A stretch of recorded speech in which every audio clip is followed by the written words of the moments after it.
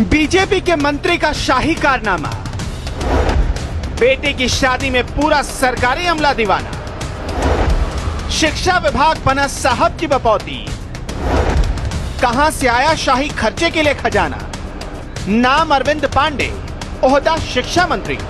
ठीक ठीक पहचाना आपने, साहब के बेटे की शादी होने वाली है। शादी भी ऐसी वैसी नहीं, पूरी शाही शादी। सुना है पूरा सूबा दावत पर आएगा।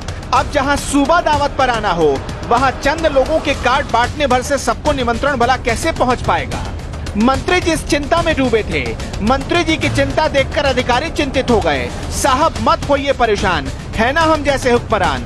फिर क्या था, उठाई कलम और लिख डाला सरकारी फरमान। शिक्षा विभाग के सारे प्रधानाध्यापकों, सपूतों, हाथ में उठाओ आमंत्रण, घर घर जाकर दे आओ मंत्री जी का निमंत्रण। शादी में सबको जरूर आना है।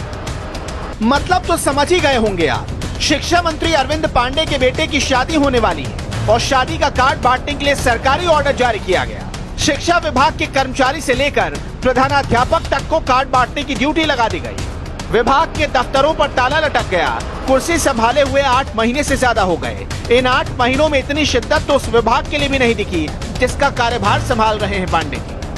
शिक्षा मंत्री के बेटे की शादी हो रही है, लेकिन बेटे की शादी के कार्ड पर शिक्षा मंत्री का सारा ज्ञान गोबर की शक्ल में झलक रहा था। अक्षर ज्ञान चौपट था और कुछ दिनों पहले सुदूरवर्ती स्कूलों में ज्ञान बांट रहे थे पांडे जी। कहां से आया अरविंद पांडे के पास इतना पैसा?